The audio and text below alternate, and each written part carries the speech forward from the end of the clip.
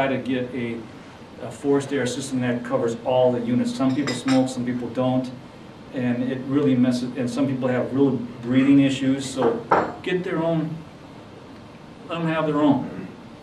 Try, and if you can, get one of those heat pumps, so you don't have forced air. It's either boiler system or heat pump like that, and then you can just ventilate their own apartment.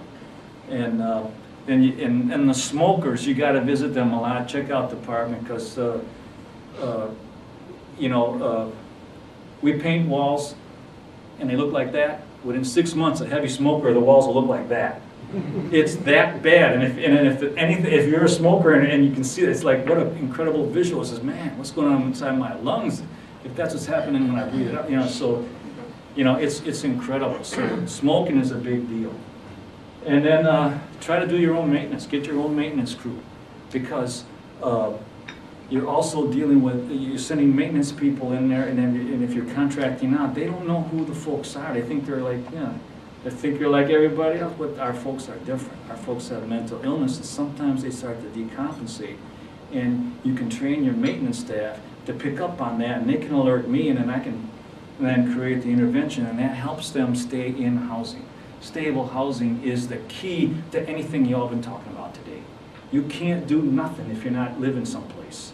You won't be able to get a job. You won't be able to keep the job if you got one, if you're not living anywhere. We talked a little bit earlier about, then there's transportation issues and stuff like that, but you got to live somewhere. You got to have a spot where you can come home, clean up, get yourself together, figure it all out, and go the next day.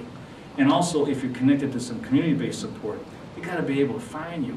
If you need help and you're starting to decompensate and you didn't show up for work, if it's set up, the work can call me, or if there's a housing issue, they can call us.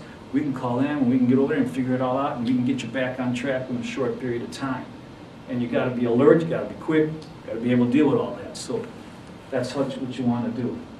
So okay, well, you know, building a house took a long time.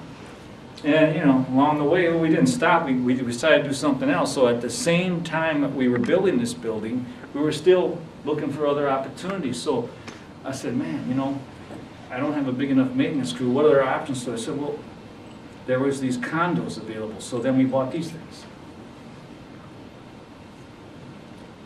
We bought 6 condominiums, already rehabbed. We didn't do anything to them, and we didn't have to cut the grass, shovel the snow, do none of that stuff. All we had to do was take care of the inside, and it was completely rehabbed. All we had to do was just move our folks in. So we bought these at the same time we were building the building. And it wasn't that hard. Then we went on to, then we built the building, bought the Stonebridge condos. We moved in on the same day. 9 people into Ruskin, and 6 people, 15 people we moved on one day. It was really cool. We had people running all over with trucks and getting people, and these are all 15 homeless people that, bam, one day 15 homeless people off the street into permanent housing. It was cool. Also happened to be March 25th, which I remember because I'm Greek, and that's Greek Independence Day. So it was, we had a lot of yasu going on that night, and a whole bunch of lamb. So then we went and bought some more.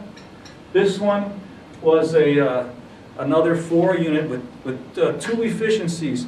There was a really bunch of cool guys who got together. One guy was a mental health worker. He wanted to buy a house and try to supply housing for folks that were mentally ill.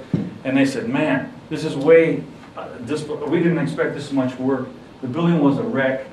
They sold it to us for real cheap. And then we just got that same, and we already had 2 clients living in it. And so and then we just had that same Fresh Start crew wrap it in vinyl, because that one, the wood was starting to rot.